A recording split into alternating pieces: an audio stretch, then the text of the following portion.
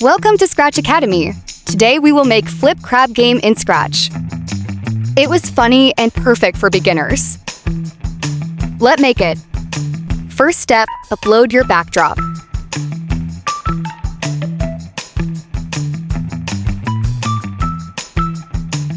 Duplicate the backdrop.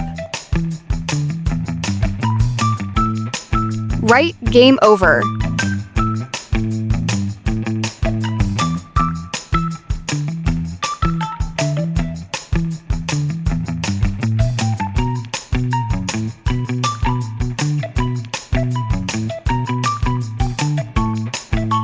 Next, upload your sprite. Crab, platform, shell, and spike sprite.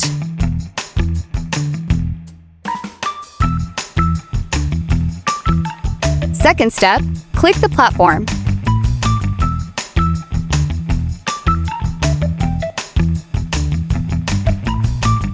For the movement, when the green flag is clicked, we set our object's starting position at X 114, Y 14. To keep it moving smoothly, we use a forever loop. Inside, the object resets to that starting point and then glides for 1 second to X minus 96, Y 14. This creates a continuous, snapping back and forth gliding effect to the left.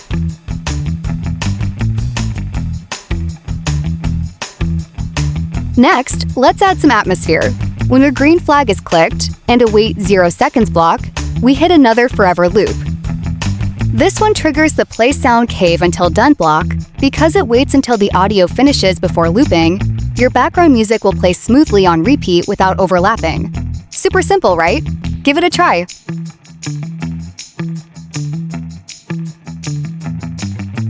The third step, clicked the cell sprite.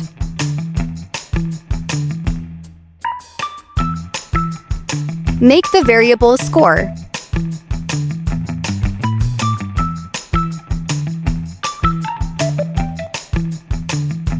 When the green flag is clicked, our game initializes.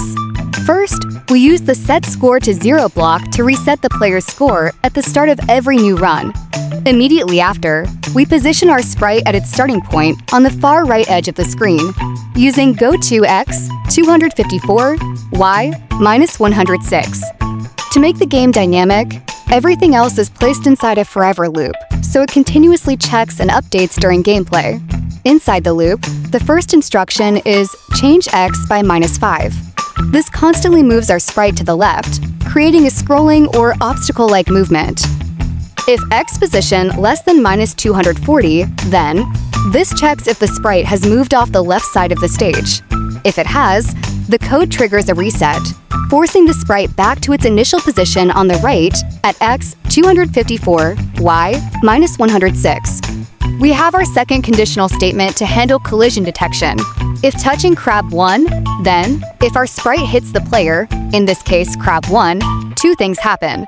We reward the player by using change score by 1, and we instantly reset the obstacle back to its starting coordinates at X 254, Y minus 106, so it doesn't get stuck on the player sprite.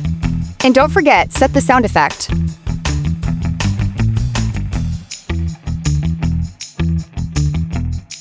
Next, we set lane switching movement system.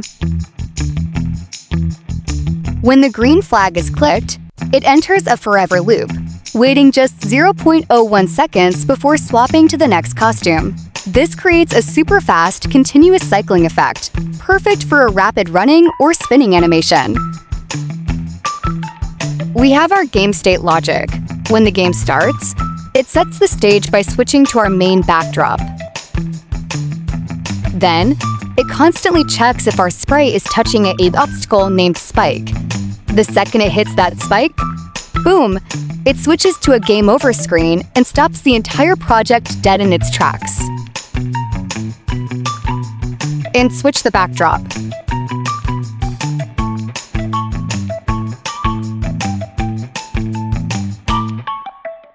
And stop block for stop the project.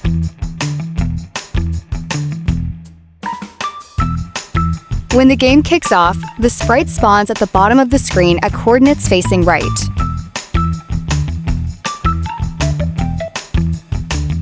Plug the point direction block to set the position of Crab Sprite.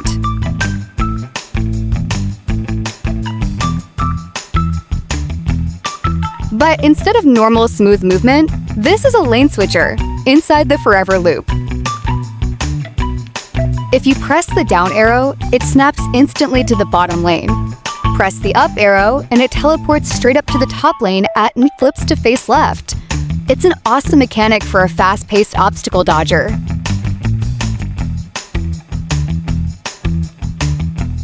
You need to pay attention to the numbers in the up arrow and down arrow button commands.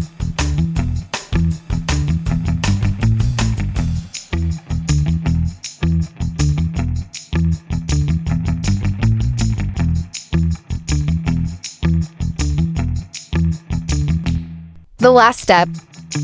Click the spike. First, we have our initial setup right under the green flag. Go to X 353, Y -9.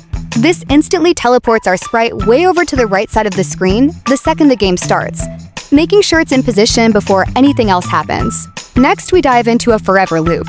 The very first block inside is that same go-to block. Then comes the magic block. Glide 2 section to X -380, Y -8. This makes the sprite smoothly slide all the way across the screen to the left over a span of 2 seconds. Let's play it.